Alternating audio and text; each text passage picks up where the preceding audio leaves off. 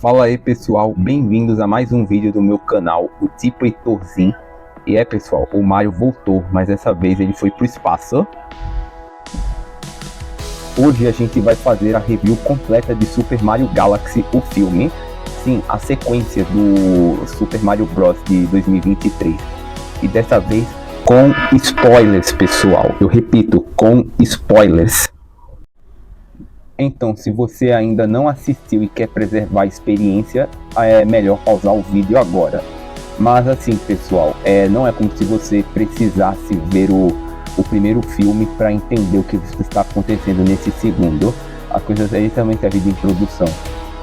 E eu garanto, você vai ver, vai ser uma experiência muito boa, você vai se surpreender. Do filme original, parte do elenco está de volta, como o Mario, o Luigi, a Peach, o Toad e o Bowser. A outra parte, assim, por exemplo, o Donkey Kong, ele só faz uma aparição rápida nesse filme. Agora, assim, esse filme introduziu os personagens novos, no caso, o Yoshi, a Rosalina, o Bowser Jr. e, claro, como eu poderia esquecer dele, o Fox McCloud da série Star Fox. E a trilha sonora desse filme, de novo, foi composta pelo Brian Tyler com a sua orquestra de 70 músicos. É muito boa a música do filme, ela me lembra muito do jogo. O filme começa no Observatório Cometa, onde Rosalina cuida dos seus filhos Lumas e está prestes a contar a história sobre a princesa Peach para elas. Mas a calmaria dura pouco, já que o observatório é atacado por Megaleg, que está comandado pelo Bowser Jr. Sabe aquela máquina que ele comanda no Super Mario Galaxy 2? Essa. Daí ocorre uma cena de ação onde a Rosalina luta e quase vence o Bowser Jr., mas assim, uma Luma que se distraiu e apareceu no meio do tiro, aí foi usada de refém pelo Bowser Jr., aí a Rosalina se distrai e acaba sendo capturada pelo Bowser Jr. e o Kamek, que estava ao lado dele naquele momento. E qual o plano do Bowser Jr.? Era usar o poder cósmico da Rosalina, porque sim, a Rosalina tem um poder cósmico que vai ser abordado mais pra frente no decorrer do filme, que é para alimentar um canhão dele para destruir o universo inteiro. Tudo em homenagem ao Papai Bowser, que ainda está preso e encolhido no reino dos cogumelos. Daí é cortado para logo do filme Super Mario Galaxy. Então é cortado para a cena de nossos heróis Mario e Luigi em suas motos no deserto, bem ao estilo Mad Max, que claro, é uma referência cinematográfica a Mad Max, essa cena inicial, que eles estão indo para Tostarena, que é uma cidade lá de Super Mario Odyssey, que fica no deserto. Aí que eles estão para fazer uma investigação, que eles ainda trabalham como encanadores lá nesse mundo do reino dos cogumelos e outros mundos do Mario. E lá no meio disso eles encontram Yoshi, o dinossauro que havia aparecido lá na cena pós-crédito, ou pelo menos o ovo dele na cena pós-crédito do primeiro filme. Aí ele acabou nascendo no Brooklyn. Aí tem toda uma cena dele andando pelo Brooklyn, depois da cidade, e depois de perseguido lá, ele volta para o seu mundo natal. Aí ele é acolhido pelos irmãos e rapidamente viram amigos. Tem até uma parte que o Yoshi rapidamente começa a dirigir a moto e o Luigi com medo, velho. Aí, enquanto isso, no Reino Cogumelo, Peach e Toad recebem no castelo um aviso de uma Luma que acabou fugindo lá do Observatório Cometa e acaba contando sobre o sequestro de Rosalina e pede ajuda. Aí, a Peach, nessa situação, ela sente que precisa agir, já que algo nessa missão ressoa nela de um jeito que ela não consegue explicar, tipo como se ela tivesse tido um efeito déjà vu. Depois disso, com a Peach e o Toad indo Galáxias, a busca de Rosalina, acompanhamos os irmãos Mario em altas missões no reino dos cogumelos junto do Yoshi. Assim, rápidas, aí, cheias de referências.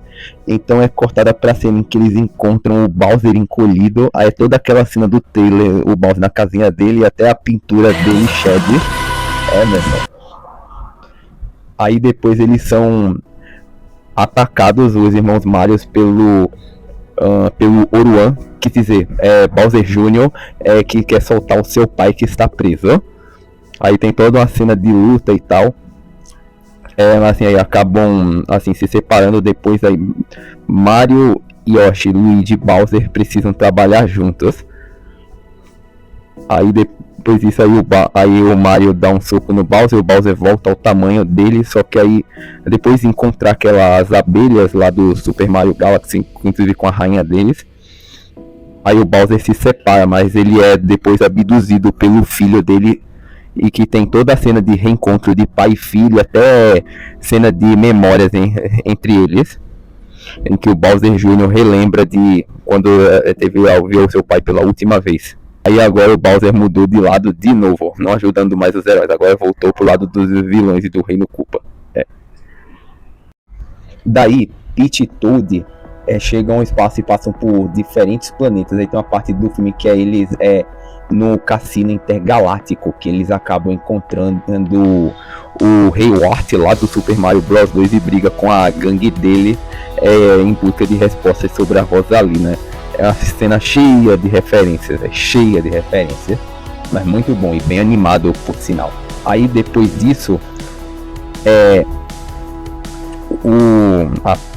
a Peach e o Toad eles vão pro Terminal da Galáxia, que é uma cena claramente inspirada na cantina Mos Eisley de Star Wars.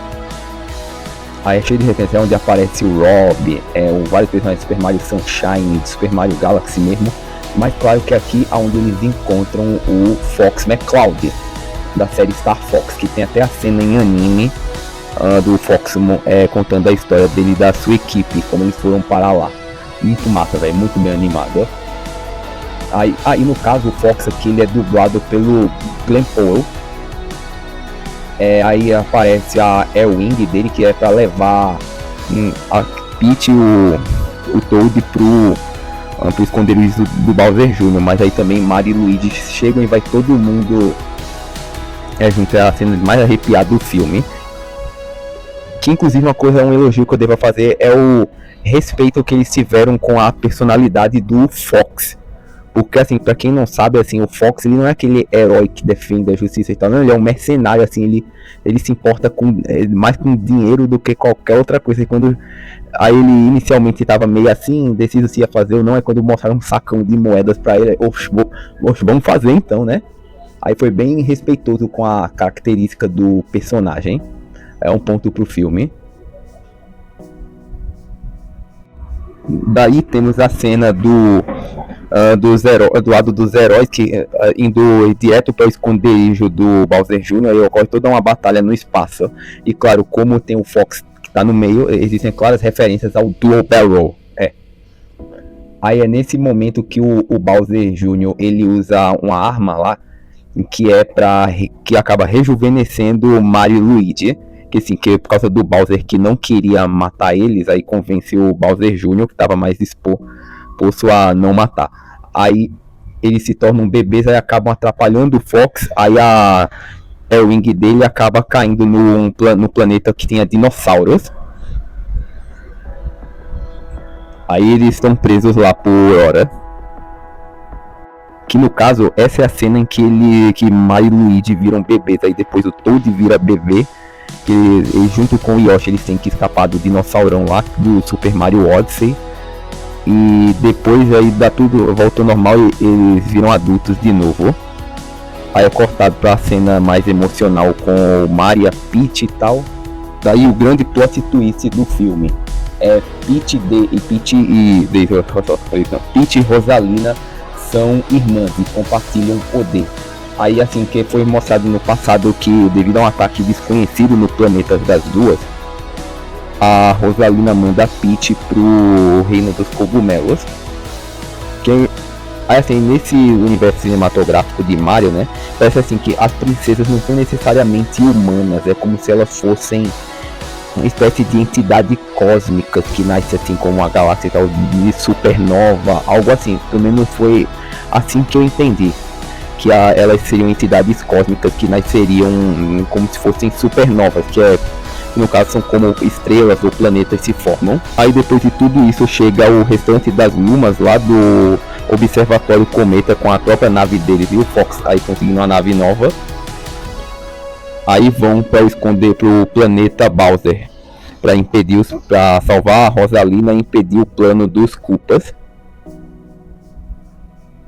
Aí a cena aqui, assim, que Peach e Rosalina reunidas combinam os poderes para ajudar os irmãos Mario e Yoshi no confronto final e restaurar todo aquele planeta. O clímax do filme é uma batalha de Mario, Luigi e Yoshi, todos eles turbinados com os power-ups do Super Mario Galaxy, que enfrentam o Dry Bowser e o Bowser Jr. na forma lá que tem no Super Mario Wonder. Você não viu errado, era o Dry Bowser mesmo, porque antes teve uma pequena luta do Mario e da Peach contra o Bowser, e acontece que o Bowser caiu na lava e voltou na sua forma esquelética, que é o Dry Bowser. Aí nessa luta final, eles acabam perdendo de início, mas o Bowser Jr. também acaba perdendo o controle dos seus poderes quando ele fez surgir com seu pincel era um chefe que era um dragão que eu tinha lá no Super Mario Odyssey. Aí acaba consumindo o Bowser Jr. e acaba pro Mario tendo que salvar ele. Aí ele adquire aquele poder lá de voo do Mario Galaxy. Aí pelo menos esse power-up foi mais útil no filme do que era no jogo. Aí acaba salvando os irmãos, salvando o Bowser Jr. Aí depois que Rosalina e Peach restauram o planeta, aí eles acabam prendendo o Bowser Jr. e o Dry Bowser, que agora tá todo despedaçado das partes. Eles tendo que encontrar as partes dele. E o desfecho do filme assim, eles voltam pro Reino Cogumelo para reconstruir o castelo que tinha desmoronado. Aí a cena final é o Mario com a sua capa, que é aquele power-up do Super Mario World, e aí ele voa para o topo do castelo e o filme acaba. O filme teve duas cenas pós-créditos. A primeira que foi com o Fox consertando sua nave novamente, indo para mais uma aventura dele, talvez reencontrando a sua tripulação. Aí enquanto isso onde o Dry Bowser e o Bowser Jr. estão encarcerados. Aí aparece aquela Luma que era bem otimista lá do primeiro filme para atormentar eles, kkkk. E a segunda cena pós-crédito ocorre no terminal da galáxia, em que o macaco Kyuki acaba roubando um dos personagens secos dos figurantes lá. Aí ele é interrompido assim pela princesa Daisy, que tudo indica que vai aparecer no terceiro filme. Agora, indo para a parte da análise mais crítica do filme, aí de dados do filme que a gente tem, o Rotten Tomatoes deu uma nota de 44% ao filme. No Metacritic ele conseguiu 37 de 100. Ok, a gente vê que a crítica não gostou tanto do filme, mas a bilheteria global, ele conseguiu 636 milhões de dólares, velho. Aí com certeza em audiência foi um saldo positivo. Isso, para vocês terem uma ideia, faz dele de Super Mario Galaxy a quinta animação com a maior estreia. Claro que atrás do primeiro Mario, mas ele superou filmes como Frozen 2 e Divertidamente 2. Bem, assim, merecido isso mesmo. Aí de coisas que funcionaram no filme foi o visual impressionante.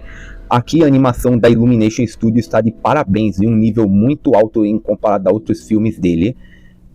A questão dos planetas e as gravidades em múltiplas distorções, o observatório cometa, tudo do cenário é belíssimo e fiel aos jogos. Isso é algo a se comemorar.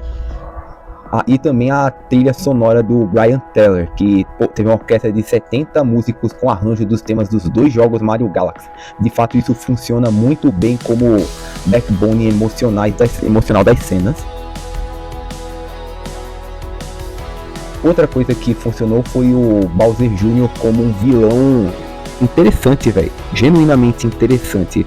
Não só pela dublagem do Benny Safdie, mas também assim que ele apresenta uma motivação meio rasa, assim, meio superficial, mas ainda assim foi uma boa motivação. E assim, particularmente do Bowser Jr. como vilão, a coisa que eu acreditava era que ele seria um vilão mais sério para contrastar com o pai dele, que era aquele vilão mais alívio cômico. Mas não, aí no final acabou que ele também é um vilão alívio cômico, não tanto quanto o seu pai foi e mas ele ainda acaba sendo alívio cômico também. E que, gente, convenhamos, não é ruim não isso assim do antagonista e vilão ser alívio cômico, porque quando bem utilizado fica bem, né? Tipo, o melhor exemplo disso é o Dr. Doofenshmirtz em Phineas e Ferb e alguns outros vilões icônicos de filmes da Illumination. Os caras sabem mesmo como fazer esse tipo de vilão. Claro, a participação do Fox McCloud no filme, que com certeza foi o que surpreendeu a todo mundo. Daí, com relação ao que não funcionou, os pontos negativos do filme, é que a história é rasa demais. E que de fato é rasa.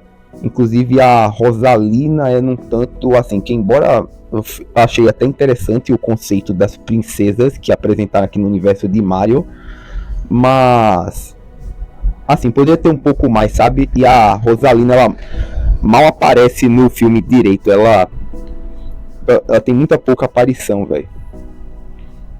O filme é muito mais, eles têm que resgatar ela. E assim, também o excesso de fanservice, que o filme na verdade é um grande caça-referências, velho. Resumindo, o filme é um grande caça-referências, assim, porque assim, resumindo o filme, assim, fazendo uma comparação com os filmes de Sonic, porque assim, enquanto os filmes de Sonic, eles constroem a história do filme e depois adicionam as referências, aqui no filme do Mario, esse e o primeiro, eles fizeram um filme em cima das referências que tinham que ter, tipo, tem que ter referência a isso, aquilo outro, e também tem que ter referência a isso. Aí a partir disso, constroem o roteiro do filme. Aí é basicamente isso, pelo menos isso aí, essa referência, mais a profundidade rasa do filme, a Illumination soube bem como usar, porque os caras sabem pra quem vender a animação, velho. Os caras sabem, e eles faturaram muito dinheiro com isso. Daí, com relação às referências principais ao universo Mario, porque assim, o filme ele bebe diretamente do primeiro Super Mario Galaxy e do segundo Super Mario Galaxy. Aí daí aparece o Observatório Cometa, a máquina Doomsday, que é a do Bowser Jr. Falando em máquina do Bowser Jr., também aparece a Mega Leg no início do filme.